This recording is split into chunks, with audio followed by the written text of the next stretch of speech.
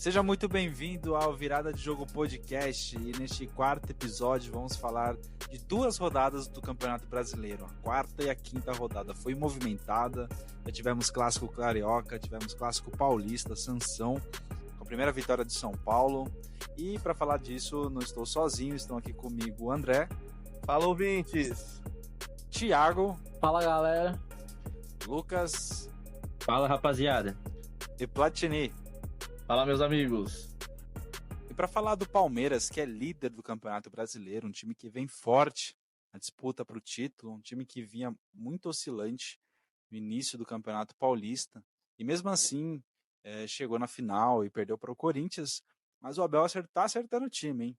Venceu o Internacional, a primeira derrota do Internacional no campeonato, e logo em seguida enfrentou o Fortaleza, no Ceará, e venceu por 2-1, com a defesa do Everton no último minuto, com o pênalti do Lucero. O Palmeiras acertou o time, hein, rapaziada? O Palmeiras conseguiu 2 vitórias fora de casa, né, seguidas, né? O Abel Ferreira tá começando a escalar um time mais equilibrado, né? Com o Felipe Anderson atuando de ala, o Giai fazendo terceiro zagueiro. Então o time do Palmeiras tá bem forte, melhorou bastante desde que perdeu o título pro Corinthians, do Paulistão, que nem se falou, Matheus. E vem numa crescente grande agora. Destaque também pro Vitor Roque, né? Que acabou ficando no banco nesse último jogo. O Flaco Lopes tá aproveitando as chances, voltando a marcar, né? Fazendo seus golzinhos. Tô achando que o Vitor Roque, não sei se vai brilhar muito com a camisa do Palmeiras, não. Não sei se vai ser aquele Vitor Roque do Atlético Paranaense, que fez muito gol, né? Foi muito decisivo. Depois que ele foi pra Europa e voltou, não sei se ele é mais aquele jogador não, hein? Começo bem desanimador dele, né? O começo dele é bem ruim mesmo, ainda não fez gol com a camisa do Palmeiras, e ele foi contratado para ser o cara da posição, né? A torcida do Palmeiras já reclamava bastante do Flaco Lopes, mas é ele quem tá fazendo os gols, é ele quem tá voltando a ser o titular do Palmeiras. Parece que quando tem uma sombra assim, né, os jogadores voltam a fazer gols, voltam a jogar bem, decidir. Flaco Lopes apareceu, depois que apareceu aí o Vitor Roque, daí o Flaco voltou a encontrar o caminho dos gols, né? E o Palmeiras acabou, assim, até que surpreendendo por um lado, porque apesar de ser um duelo com dois times vivendo bons momentos e terem bons elencos, né? O Inter, todo mundo imaginava que conseguiria vencer, né? Dentro de casa. Mas o Palmeiras foi lá e acabou com a invencibilidade do Inter, né? Vencendo fora, vencendo bem, né? O Facundo Torres aí também, outro jogador se destacando bem aí no Palmeiras. Então, uma vitória muito boa aí para alavancar aí o bom trabalho que segue fazendo o Abel Ferreira. O Facundo Torres fez 2 gols, né? Nos últimos 2 jogos ele encontrou o caminho das redes aí, que nem o Matheus comentou do Flaco e o Facundo também. E outro clube paulista que vem oscilante nesse início de Campeonato Brasileiro é o Corinthians, né? O Corinthians perdeu para o Fluminense por 2-0, um jogo que custou até o cargo do Ramon Dias, que foi demitido do comando do clube. E em seguida o Corinthians enfrentou o Sport e venceu por 2-1 com show de Memphis Depay, que selou a vitória do Corinthians em casa e jogou o Sport na lanterna do campeonato. Chega ao fim o trabalho do Ramon depois da derrota contra o Fluminense. Eu acho que ele fez um bom trabalho. No ano passado salvou o time do rebaixamento, conseguiu levar o Corinthians até uma vaga de Copa do Brasil e pré-Libertadores. Nesse ano foi campeão paulista. Porém, o trabalho já tinha chegado num teto, né? O time até teve bons momentos, mas já não jogava um bom futebol. Estava sentindo muita falta do Garro também. E eu acho que foi justa a demissão. Existem alguns rumores aí de que o Tite poderia ser o novo treinador do Corinthians. Particularmente me anima muito. Acho que brasileiro é o melhor técnico que nós temos. E se ele viesse, com certeza seria uma boa opção. E Só uma vamos ver o que pergunta, vai. você acha que o Tite é o melhor técnico em solo brasileiro? Ou o melhor técnico O técnico. brasileiro? Isso. Técnico brasileiro, para mim, ele é o melhor. Você acha que Acho que o até é Dorival. melhor que o Dorival? Olha, o Dorival é um bom técnico, mas eu acho que esses trabalhos pela seleção mostrou quem é melhor entre os dois, né? O trabalho do Tite não foi mil maravilhas, jogou 2 Copas do Mundo e perdeu as 2, mas ele teve bons momentos com a camisa da seleção brasileira, venceu uma Copa América, ele chegou em um momento muito difícil, né? O Brasil tinha caído na fase de grupos na Copa América de 16, levou o Brasil a 2 Copas, em nenhum momento passava dificuldades nas eliminatórias, então acho que ele fez um bom trabalho com a camisa da seleção brasileira, e o Dorival não, né? Então acho que pra mim, treinador brasileiro, o Tite é o melhor. Eu acho que ele faria um bom trabalho no Corinthians. O Lucas comentou, né? O trabalho do Ramon chegou ao fim. É, eu tenho uma opinião um pouco discordante do Lucas. Eu acho que o trabalho dele não foi bom. Ele conseguiu os objetivos, mas o trabalho em si não foi bom. Eu acho que o único pedaço que o Corinthians jogou bem, sim, de campeonato foi o final de campeonato do Brasileiro do ano passado. Conseguiu uma boa arrancada, mas desde o começo do Paulista, apesar do time só ter uma derrota na competição, mas um time muito espaçado, um trabalho muito fraco do Ramon. Tanto que acabou caindo fora da pré-Libertadores, né? Mais uma amostra do trabalho ruim dele. E o Corinthians está em busca de novo técnico, né? É incrível, né? Que depois do jogo contra o Fluminense, o Memphis acabou dando uma declaração muito forte, falando do trabalho do Ramon, assim, né? Em como o time estava jogando mal. E cobrou até os próprios jogadores. Eu acho que faltou só um pouquinho de autocrítica para ele se incluir no balaio de que não estavam jogando bem. Mas logo no jogo seguinte, né, após a demissão do Ramon, ele já foi lá e fez 2 gols e garantiu a vitória pro Corinthians, né? Então fica aquele. Será que derrubou o técnico? Será que ele acabou ajudando na demissão do Ramon? Então fica nesse questionamento, né? Mas, de fato, né, o Corinthians tentou mesmo uma aproximação com o Dorival Júnior, o primeiro nome da lista era ele, e acabou que o Corinthians ficou sabendo, né, por informações assim, que vazaram na imprensa, assim, não... então que o Dorival estava esperando para ver se o São Paulo poderia tropeçar contra o Santos no Clássico para tentar voltar para o São Paulo, né? E a diretoria do Corinthians não gostou disso, ficou sabendo e começou a ir atrás da outra opção que seria o Tite, né? Então foi através do filho do Tite, segundo alguns jornalistas, que o Corinthians fez esse primeiro contato com o Tite e ele até, segundo esses jornalistas, né? O Tite teria parado uma negociação com a Arábia Saudita, com o time da Arábia Saudita, para querer escutar a proposta do Corinthians. Então, tudo indica que pode ser o Tite mesmo o próximo comandante do Corinthians. Seria a volta de um treinador que é ídolo no clube. Eu acho que os principais problemas do Corinthians do Ramon, além de algumas eliminações, né? Caiu pro Racing ganhando o jogo de volta na Argentina, caiu pro Flamengo na Copa do Brasil com 1 a mais, foi eliminado na pré-Libertadores pro Barcelona de Guayaquil tomando 3-0 na ida. Além disso, eu acho que o time era muito limitado taticamente, né? O time só tinha uma forma de jogar, era ali daquela maneira vertical, com o losango no meio campo.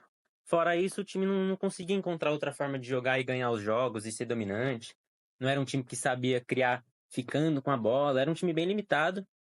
Mas eu acho que no geral ele até conseguiu fazer um trabalho bom pelo que tinha. Mas realmente existem alguns pontos aí alguns pontos negativos que se sobressaem no trabalho do Ramon. Nesse jogo aí do Fluminense com o Corinthians, aí destacar, né? O Renato Gaúcho segue fazendo um bom início de trabalho aí na equipe, no comando aí já do Fluminense. Eu já esperava, assim, o Corinthians encontrar dificuldades com esse Fluminense, né? Apesar de jogar em casa, né? Ainda estava com esse problemas aí que o Corinthians vem tendo com o sistema defensivo. Primeiro tempo ali ficou ainda, né, no 0-0, não teve muitos lances, o jogo ainda estava meio morno. E aí os gols foram acontecer só no segundo tempo, né, com o René ali, o lateral esquerdo, depois o John Arias de pênalti, né, foi o Martínez, né, que acabou cometendo o pênalti, né? Foi o Martins. E o Martínez, ele faz um pênalti ali que pra muitos ali o pessoal ficou doido, né? Imagino que a torcida ficou maluco com ele, um pênalti que era totalmente evitável, né? O cara vê que tá ali de costas, dentro da área, né? Podia evitar esse pênalti, aí talvez levantaria uma esperança ali de o Corinthians conseguir arrancar um empate aí na reta final do jogo. Mas não foi o que aconteceu. E aí, depois, né, como os rapazes acabaram falando aí da queda, né, do Ramon. Então, seja Tite, seja Dorival, seja quem chegar aí no comando, vai ter uma missão dura aí, né? Porque situação, assim, até parecida com a gente vinha falando do Santos, né? Arrumar sistema defensivo, enfim. Não acredito que vivam momentos muito parecidos, mas o Corinthians vai ter muita coisa para ajustar aí. E pro Renato Gaúcho aí segue aí uma boa campanha até então. E o Tite agora entrando no radar do Corinthians, né? É um técnico que tem a identificação com a torcida. Não vem de bom trabalho no Flamengo, o momento não é bom, mas eu tenho certeza que a hora que, se realmente, né, concretizar essa contratação, a hora que o Tite pisar lá no treinamento do Corinthians, na hora de agir, de trabalhar, com certeza vai ser o melhor cara disponível para mudar a história do clube no campeonato, espantar maus resultados. Eu acho que a diretoria corintiana não poderia tomar uma ação melhor do que trazer o Adenor de volta. Cara, eu ainda tenho uma preocupação em relação a não só o trabalho do Tite, não estou entrando nesse mérito, mas a mudança de técnico durante um campeonato. Porque se você não tem ali um retorno, uma adaptação instantânea, você vai perder muitos pontos, né, nesse caminho até você ajeitar o time. E muitas vezes esses pontos não conseguem ser recuperados ao longo do campeonato. Então, essa mudança assim já na quinta rodada, você já vê que Palmeiras e Flamengo já estão lá na liderança com 12 pontos.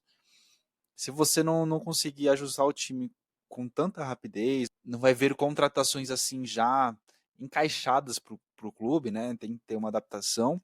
Pode ser que o time perca aí alguns pontos no caminho. Cara, mas aí entra aquela questão de como você vai ver o campeonato sendo realista, né? Porque times como o Corinthians, que ano passado e ficou lá por muito tempo na bacia das almas, até chegar o Depay e mudar ali a cara do time.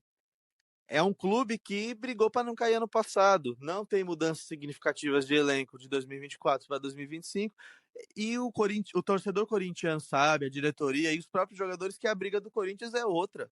É um clube que mal conseguiu se manter na Libertadores, sabe? Não vai brigar para título, não iria brigar para título, nem se o Tite tivesse chegado em janeiro. Não era essa a realidade. No outro episódio, eu dei minha opinião que, se eu fosse o diretor do Corinthians, o presidente, eu não viria com o Ramon para 2025. Procuraria outra pessoa. E o Tite já estava no mercado há muito tempo. O Flamengo demitiu ele faz muito tempo. Então, eles perderam esse tempo, claro, mas assim, a briga pro título não é para clubes como São Paulo, Corinthians, Santos. Estão longe disso. Essa questão de mudança de técnico sempre gera muita polêmica, né? Diferente um pouco do Matheus, eu acho que quando você tá percebendo que o trabalho não tá fluindo, tem que trocar, cara. Não adianta ficar tapando o sol com a peneira. Eu acho que no Corinthians era isso, porque o Ramon não vinha de um trabalho bom desde o começo do Campeonato Paulista. E título estadual a gente sabe que engana muito. Então, eu acho que tava na hora, tinha que trocar mesmo o Ramon. Não tava fazendo mais um bom trabalho que nem do ano passado. Parece que tinha até perdido o elenco, não sei, porque uma hora uma declaração de um, declaração de outro, e ele fica no meio desse fogo cruzado. E o Tite é um nome bom, né, de gerir elenco, todo mundo sabe que ele é a melhor característica dele, né, é gerir elenco. Então eu acho que pode ser uma boa pro Corinthians, se ele retornar. Mas o Dorival também é um ótimo nome. Vamos ver, aguardar aí para ver quem vai ser o novo comandante do Timão. É outro clube que vem nessa situação também de vai trocar de técnico, não vai, está insatisfeito com o trabalho ou não, é o São Paulo, né? Com o Zubeldia. O Zubeldia vem sendo muito questionado pelos torcedores, pela imprensa, em relação a dar continuidade ou não no trabalho dele. Mas a situação é que ele ainda não perdeu, tanto na Libertadores quanto no Campeonato Brasileiro, né? Não é aquele futebol que encanta, mas não é aquele clube que vem perdendo sequências de derrotas. Por mais que você fazer 2 gols em casa e sofrer um empate, a torcida sai com um gostinho de derrota, sim. Mas, independente de como é que o time está jogando, a cadeira está sendo balançada ali, porque sabemos que tem o Dorival no mercado, à disposição. A última passagem do Dorival antes de ir para a seleção foi no comando do São Paulo, com título inédito. na minha opinião, não encantava no Campeonato Brasileiro, também não vinha jogando bem, mas teve uma passagem vitoriosa, está na história do São Paulo, né, como campeão inédito ali pela Copa do Brasil em 2023, e ele está à disposição, né? Então a torcida já fica naquela, será que se a gente perder o timing, o Dorival vai para outro clube, vai para o clube rival, igual a gente comentou. Independente disso, o São Paulo empatou com o Botafogo, um placar de 2-2, um show de Ferreirinha também, que fez um golaço no jogo, mas cedeu empate. Nesse jogo o Caleri saiu machucado, problema no joelho, e provavelmente ficará fora por 9 meses, ou seja, praticamente perde a temporada aí pelo São Paulo. Isso é uma chance aí para o André Silva mostrar o seu valor.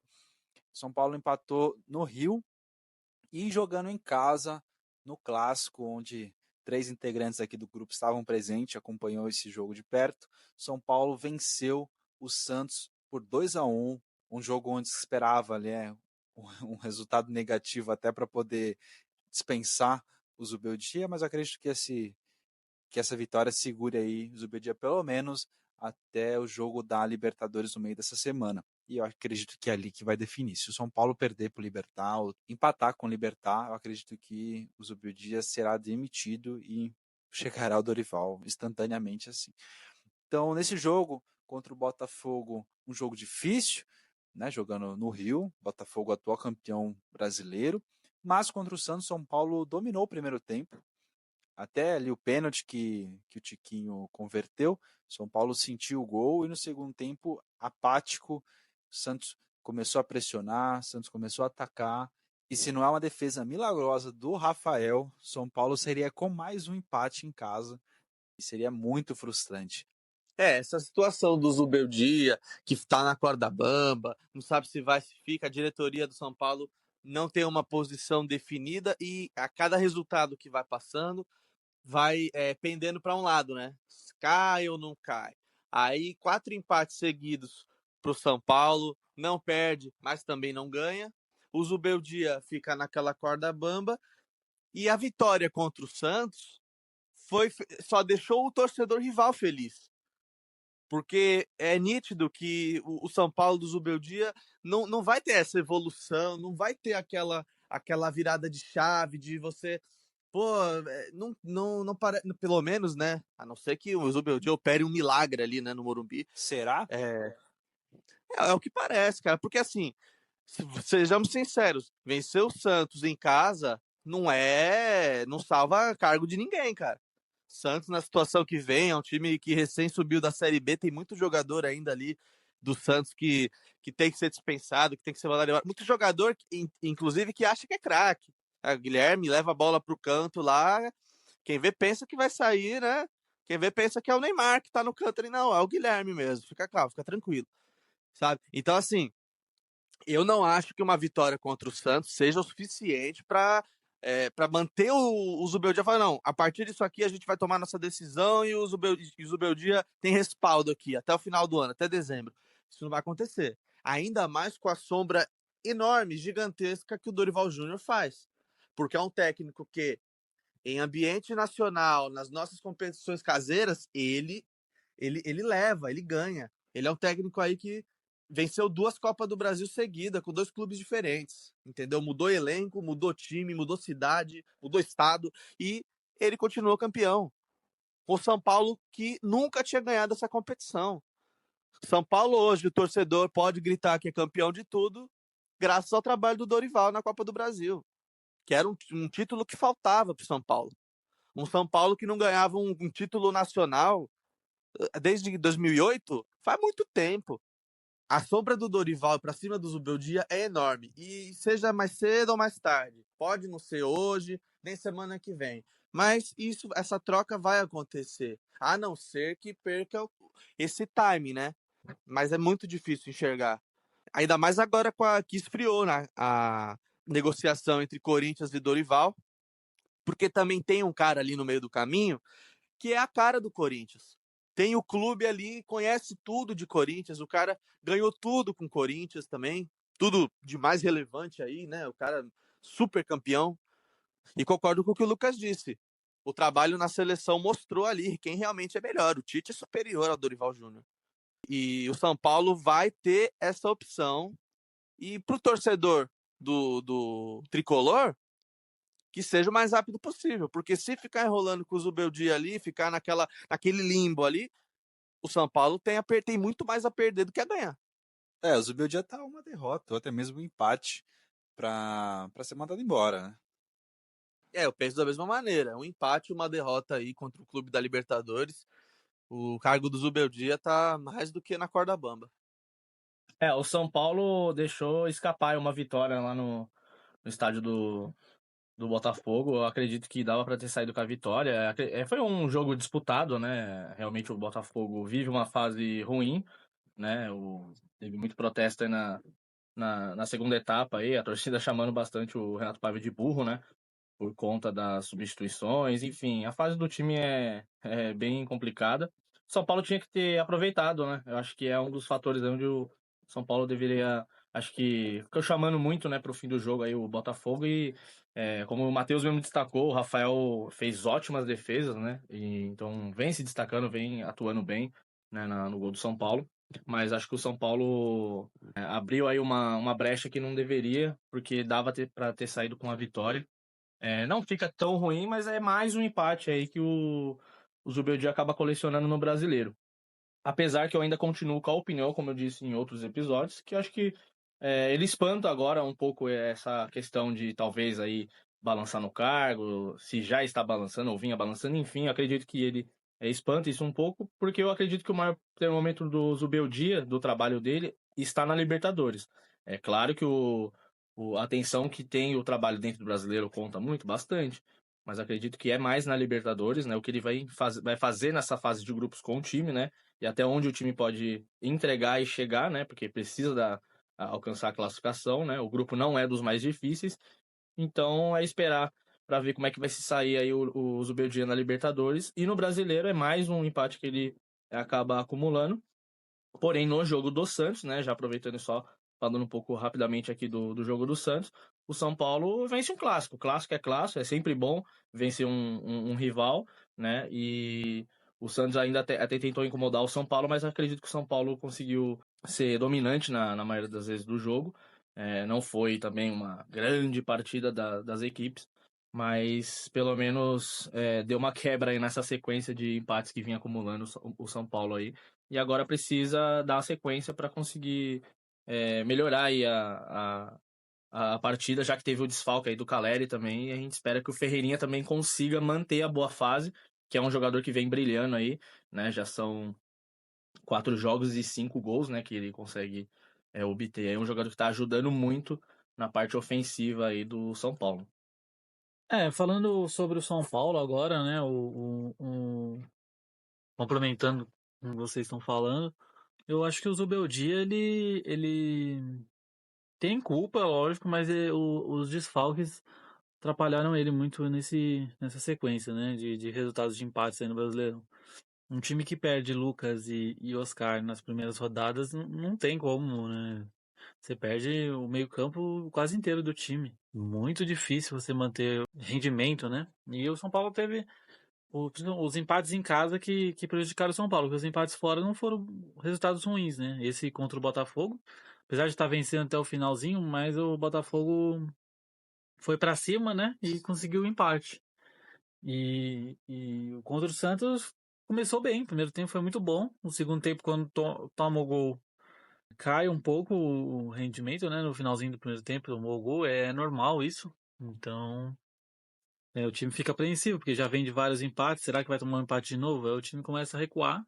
E eu acho que é normal isso. E falando do Zubeldia, assim, eu acho que ele conseguiu um resultado contra o Santos que dá uma sobrevida boa para ele no cargo. Acho que por agora, assim, ele não corre muitos riscos. E falando um pouquinho do Botafogo, é decepcionante, né? O Botafogo, uma campanha bem fraca, né? O Renato Paiva sendo cobrado pela torcida e até pela imprensa também, do péssimo início de trabalho. Esse empate com o São Paulo. E logo depois, na rodada seguinte, a derrota para o Atlético Mineiro. deixa o Botafogo numa situação delicada, né? Os torcedores do Botafogo ficaram um pouco mal acostumados com o título do Brasileirão e já começou a cobrança forte em cima do novo técnico. E olhando pelo panorama do São Paulo para as próximas partidas do Brasileirão, enfrentará Ceará fora de casa, Fortaleza no Morumbi e depois vai ter o clássico contra o Palmeiras lá no Allianz. Para vocês, amigos, quantos pontos o São Paulo vai conseguir conquistar nesses 3 jogos? De 9, quantos pontos?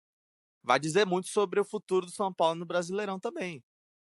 Cara, eu acho que os próximos passos no Brasileiro vai depender muito do que acontecer quarta-feira agora na Libertadores contra o Libertad, porque se o São Paulo perder, até mesmo empatar, já vai ter a troca de técnico, na minha opinião. Ainda vai ser um novo trabalho, vai ser um novo sistema. Se for mesmo o Dorival, né, vai ser aquela alegria para o torcedor. Vai ter alguns jogadores que já estavam, né, nesse comando do Dorival em 2023. Então, acho que vai depender do que acontecer quarta-feira.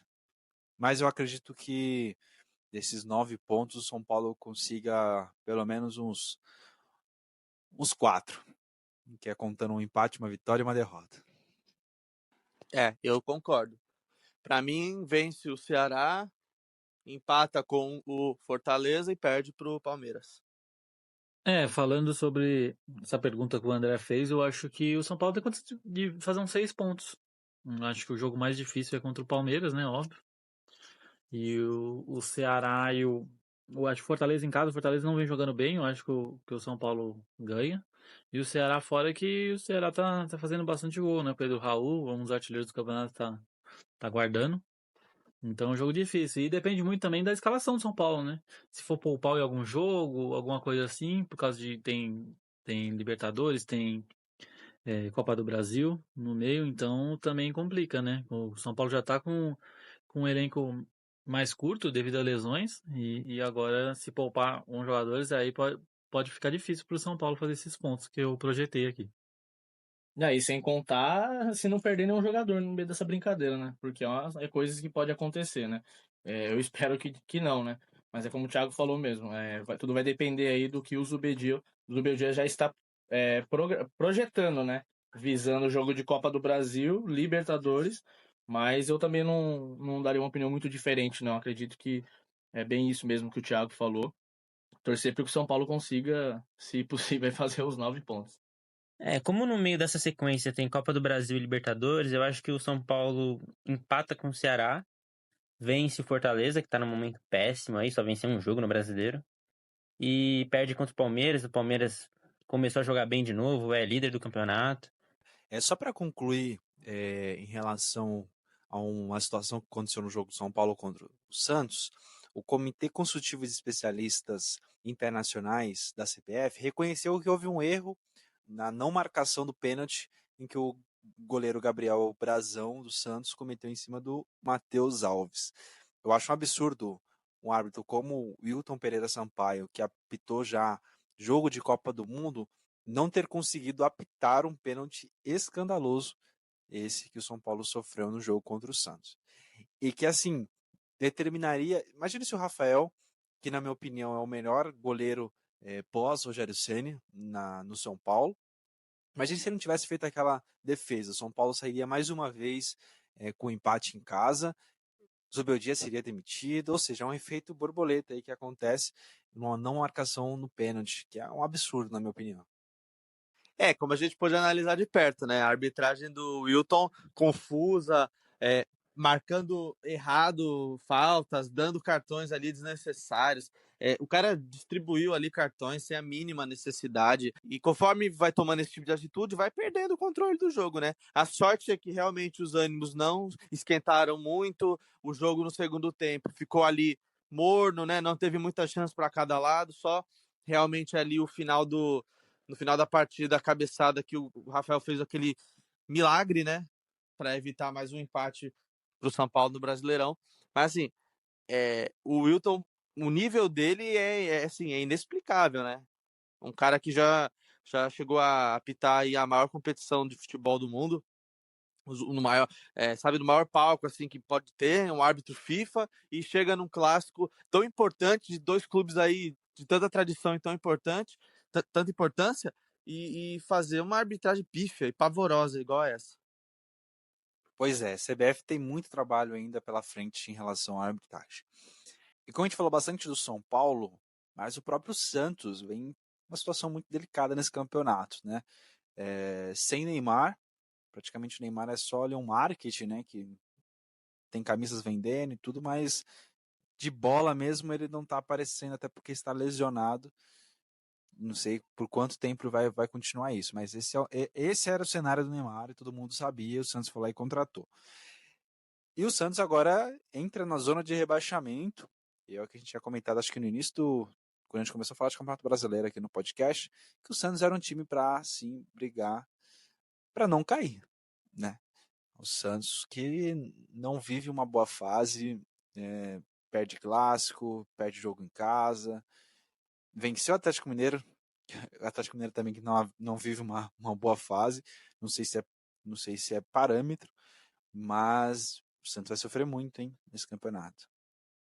Falta encaixar muita coisa. A queda do técnico abala, né, o sistema, o ecossistema, né, do vestiário do clube ali e tudo. Mas assim, ali foi o mal que vai vir pro bem do Santos. O Caixinha é totalmente incapacitado, né, de fazer essa equipe chegar a sonhar aí com. Olha o nível, né? Sonhar com uma vaga na Sul-Americana, ou quem sabe naquela pré-Libertadores pro ano que vem, torcedor tem alguma esperança aí de voltar ao, ao grande palco do futebol sul-americano. Mas assim, a diretoria, o presidente do Santos tem que acordar, trabalhar para achar um treinador logo, porque quanto mais demorar e quanto mais ficar estagnado, sem treinador, sem aquela pessoa que o jogador vai olhar ali para a beira do gramado e vai ter uma confiança, né, a mais, acredito eu. Lógico, o César Sampaio, o cara tá lá, tem história no clube e tudo, mas não é aquele treinador, né? Não tem aquele refino, aquela coisa que vai botar o clube no caminho das vitórias. Teve um ótimo jogo contra o Galo, é verdade, né? Venceu o Galo em casa, jogou muito bem, né? Venceu com autoridade, que é uma coisa que estava faltando para o Santos, né? Nem a magia da Vila Belmiro mais estava resolvendo a situação do Santos, desde aquele fatídico ano, né? Da queda. E vem sendo igual, assim, sabe?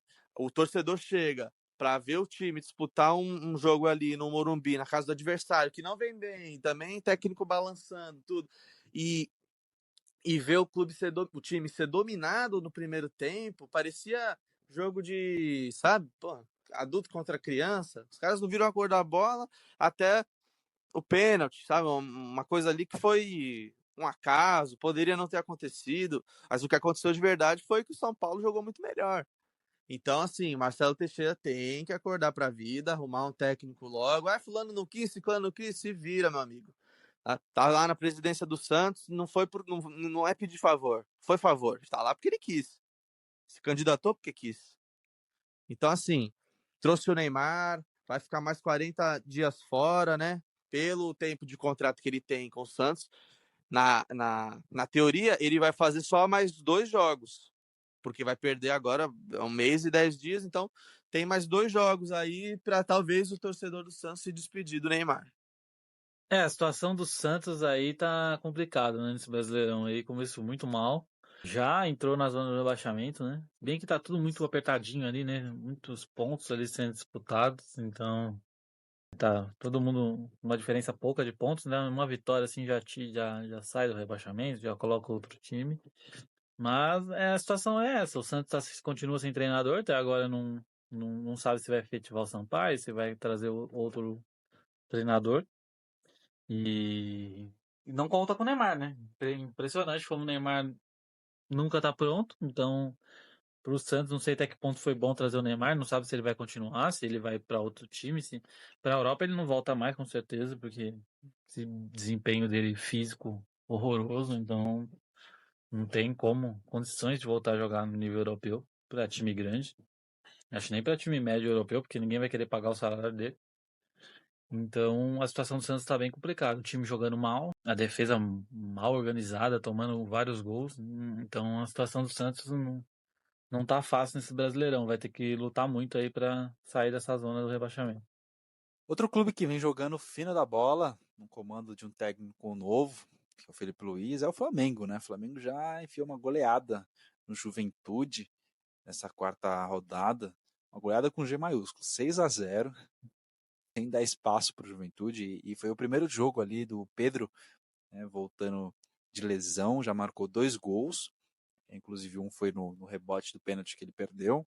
E também falar da situação do Bruno Henrique, que vem jogando, mas na sua vida fora dos gramados é com a Polícia Federal batendo na sua porta, hein? O que acontece com o Bruno Henrique? Supostamente se envolvendo com aposta.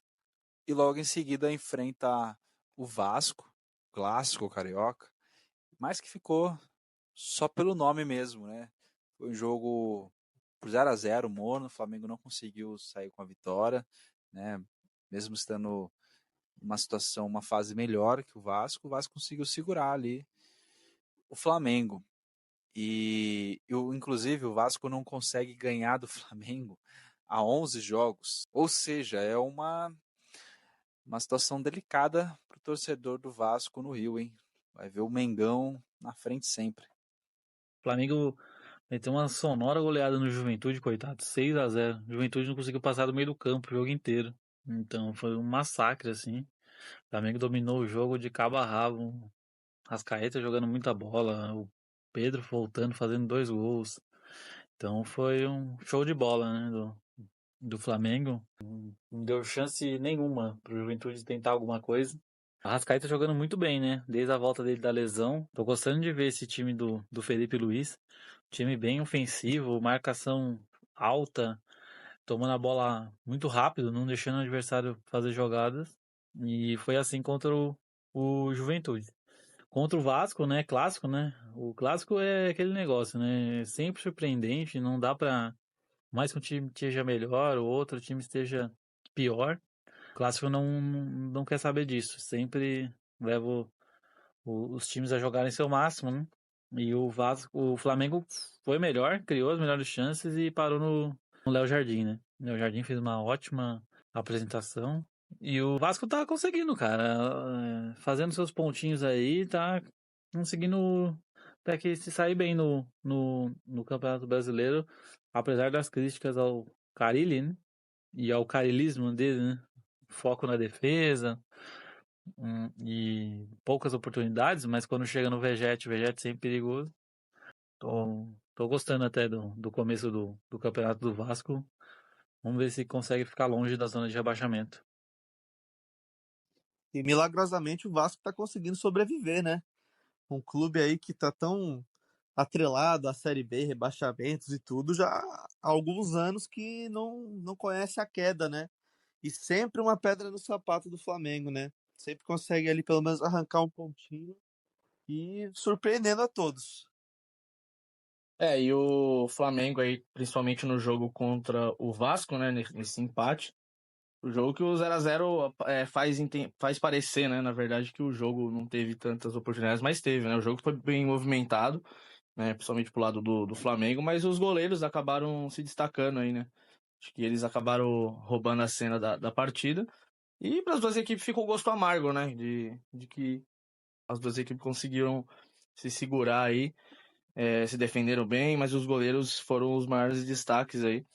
E acredito que agora a parada fica mais séria, né, pro lado do Flamengo, porque tem um jogo difícil, né? Tem a Libertadores, né? Vale lembrar que vai enfrentar a LDU, né? Na Libertadores e depois volta no Brasileirão aí para enfrentar o Corinthians, né? Vai ser o jogo das grandes torcidas aí. Desafio pro Corinthians, né? Principalmente que vai enfrentar a boa fase que vive o Flamengo, né? E o Flamengo tem problemas maiores, né, pra se preocupar, porque esse caso do Bruno Henrique aí, a princípio o STJD não jogou como que ele levou grandes vantagens e tal, mas o assunto veio à tona de novo. E essa troca de mensagens aí pode ser que renda uma suspensão aí ao Bruno Henrique, né? Vamos ver como vai caminhar as investigações. E é um caso de polícia, né, que está sendo investigado. Agora o Bruno Henrique aí foi muito inocente nessa questão, né? Eu acredito que seja inocência, não é possível que ele vai querer vantagem financeira, né? Sendo que é um jogador que já recebe seu alto salário. Então, eu acredito que foi mais na inocência mesmo, porque na inocência de querer ajudar um familiar ou alguém do tipo, assim, do que um grande esquema de apostas, assim, sabe? É um caso que a gente não pode julgar, né? Porque a gente não tem todos os fatos, só tem os prints que saíram na imprensa. Acaba que e a gente fica sem ter muito o que comentar sobre, porque não tem a clareza dos fatos, do processo e tudo. Então a gente tem que ficar esperando a definição da justiça sobre isso. Outro clássico que é muito movimentado no Brasil também é o Grenal, clássico no Sul, que foi até a última final do Campeonato Gaúcho e que até o Internacional saiu como campeão. E neste início de Brasileiro ficou por 1-1. O clássico acirrado, teve até uma polêmica ali de um pênalti não marcado no final do jogo, mas ficou por isso mesmo. E o Grêmio entra na zona de rebaixamento ali com a mesma pontuação do Santos. Outro clube que vem se destacando muito bem nesse início de Campeonato Brasileiro é o Bragantino, viu? O Bragantino ali que ocupa atualmente a 4ª posição no campeonato. Sei que ainda é muito cedo para falar disso. É um clube que vinha muito mal no ano passado e está se reerguendo. É uma bela campanha do Bragantino, né? Nos últimos 3 jogos, venceu os 3, não tomou nenhum gol, tá em 4º no Brasileirão. Apesar do começo oscilante, agora tá se encontrando na temporada. E eu particularmente fico muito feliz com essa boa fase do Bragantino, né? O Fernando Seabra foi sacaneado no Cruzeiro, né? Sofreu uma injustiça muito grande no Cruzeiro. E ele é um bom técnico, né? Já tinha mostrado isso no Cruzeiro. E agora no Bragantino novamente mostrando que é um bom técnico. E apesar do elenco curto do Bragantino, ele tem um começo de brasileiro muito bom. O brasileiro é muito movimentado, é um campeonato muito longo. Teremos muita surpresa. Inclusive, Bahia, Grêmio, né, ali na zona de rebaixamento, para mim é uma surpresa. Agradeço muito você por ter nos ouvido até este momento. Deixe seu comentário se deixamos passar alguma coisa. Comente sobre o seu time, como é que seu time está neste início de brasileiro. Tá bem? É líder? Tá na zona de rebaixamento? Deixe seu comentário aí que nos ajuda demais. E para enquete também vai ficar aqui a pergunta do episódio. O Zubeldia continua ou não no cargo do São Paulo até a próxima rodada do Brasileiro? Será? Será que quando voltarmos aqui, o São Paulo vai ter um novo treinador? Responda a enquete e nos ajude aí também. Agradeço muito aos integrantes do grupo. Hoje estivemos com o elenco completo, escalado. E é isso, pessoal. Até a próxima. Falou!